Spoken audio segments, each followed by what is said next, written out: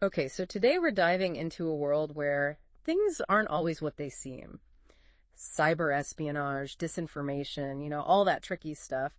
And to make things even more interesting, you've given us quite a mix of sources to work with this time. Yeah, it's like a puzzle, right? You've got these fragmented notes, a warning on social media, and then this really formal report making some pretty bold accusations. Claims that, honestly, if they're true, could really change how we look at the internet and who we trust online. But before we go too far, I have to start with this quote that just popped into my head. It's from Apocalypse Now.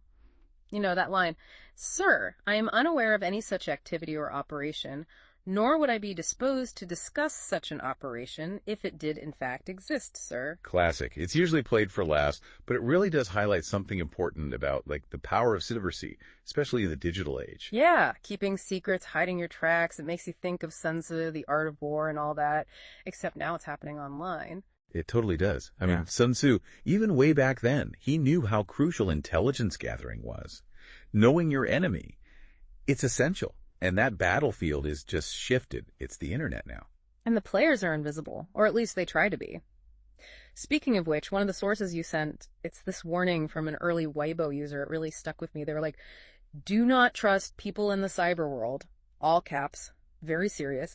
And their background is interesting. Early adopter of Chinese social media, talks about cultural differences. Makes you wonder what they've seen. It makes you think about hidden loyalties, people, organizations. They might have motives that they're not exactly advertising. Especially on social media. Like another source you gave me was a quote actually from a social media expert. And they said, I tend to be apologetic about China because that's who pays me. I mean, talk about a conflict of interest. Well, it shows you why you have to think critically about everything you see online. Anyone with a platform, especially, you got to remember, they might have agendas that go way beyond what they're putting out there. So being wary online is key. Almost like this Weibo user. They're like a digital whistleblower, trying to warn people, even if it's just a general heads up. Yeah, an interesting connection for sure. And it's something to keep in mind as we get into the core of this deep dive, this Volt Typhoon III report. It comes from Chinese government agencies, and it's making some serious claims about the U.S. government. They're saying the U.S. is deeply involved in, large-scale cyber espionage, disinformation campaigns, the whole 9 yards. No holding back, are they? And they're specifically saying these campaigns are targeting China. That's their claim, yeah. They say the U.S. is using incredibly sophisticated tactics, not just to take information, but also to really mess with how the rest of the world sees China. So it's like, imagine a crime scene where the evidence is written in a language that keeps changing every time you look at it. That's the kind of obfuscation we're talking about. Exactly. And the report even gets specific. They talk about tools they say are being used. There's this toolkit called Marble. Apparently it's designed to scramble the code of cyber weapons, making it almost impossible to trace back.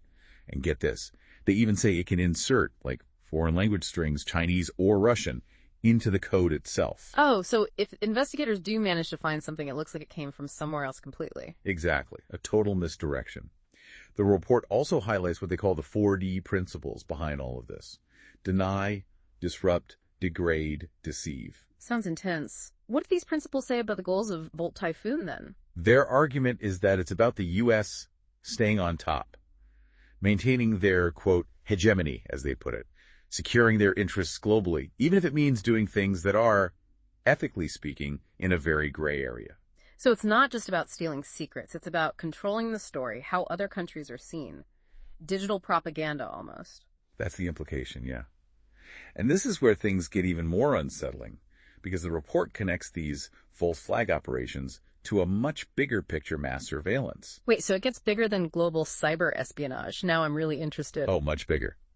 They're claiming the U.S. is using its control over key internet infrastructure, specifically undersea cables, to basically conduct surveillance on a scale we've never seen before. Undersea cables, like the things that keep the internet running across oceans. Those are the ones. Yeah. They're saying the NSA, the National Security Agency, they have these top secret programs designed to tap into those cables at just the right points, capturing tons of raw internet data as it travels through. So like a digital dragnet, scooping up everything.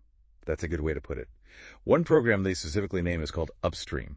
They say it's this huge data, like reservoir, grabbing everything. Emails, messages, financial transactions, browsing history, you name it. And here's the really unsettling part. They claim this data isn't just from, foreign adversaries. You mean? They're saying the U.S. is spying on its own citizens. That's the allegation. They even point to the FBI's use of Section 702 of the Foreign Intelligence Surveillance Act, or FISA. It was meant to allow surveillance on foreign targets, but the report claims it's being used much more broadly than that. So what they're saying is that line between spying on foreign countries and your own people, it's getting really blurry. And that impacts everyone's privacy potentially. That's a serious thing to claim.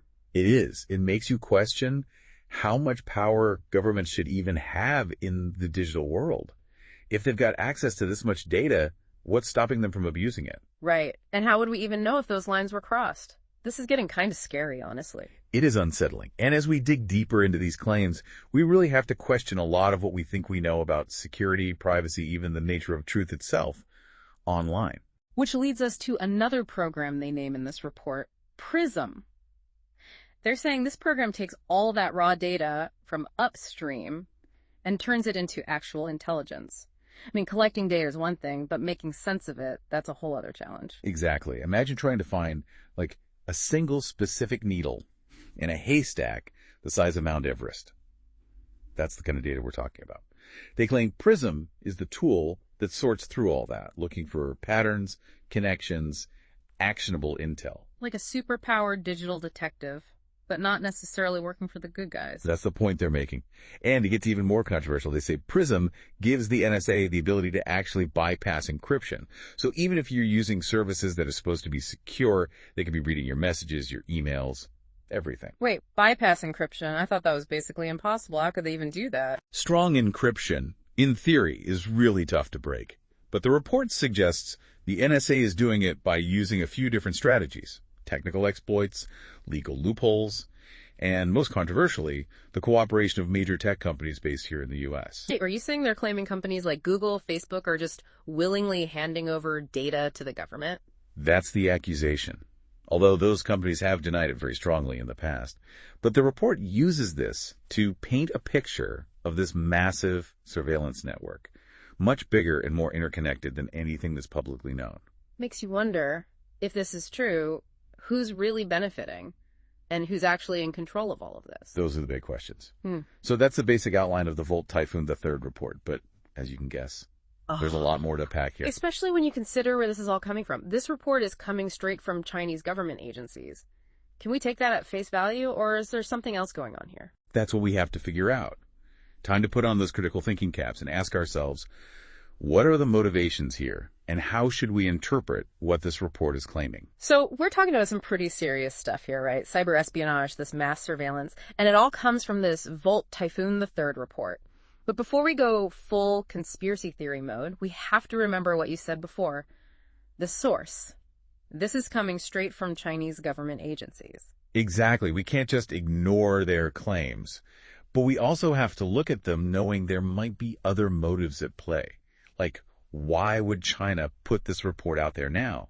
What are they hoping to achieve? It's not like governments just release sensitive information for no reason, right? Especially when it's accusing another country of, well, basically waging some kind of digital Cold War. You got it. We have to consider the possibility that this report is a tactic in itself. Maybe they want to make the U.S. look bad on the world stage, sow some distrust among allies, or even just distract everyone from what China is doing in cyberspace. It's a bit like that saying, he who smelt it, dealt it. Except here, it's more like, he who's accusing might be obscuring. I like that. Very appropriate, especially when you think about the timing. We have to look at what's going on in the world, any recent events, tensions that might have pushed China to release this report now. And that's not even getting into whether there's disinformation within the report itself. Could they be mixing truth with, let's say, creative liberties to spin things in China's favor? Definitely a possibility. Disinformation often uses a little bit of truth, just enough to make the lies stick. They twist the facts, create a story. Like a digital spin on Sun Tzu. Instead of moving armies around a battlefield, they're manipulating information itself. Exactly. And this goes back to that Weibo user and the social media experts quote, "Remember." It shows how important individual actors can be in this whole digital battle. They might not even realize they're helping to spread these narratives. So it's not just governments hacking systems or putting out propaganda. It's about shaping the entire information landscape, right? What people see, what they read, what they end up believing. Exactly. That's why critical thinking is absolutely essential now more than ever. We can't just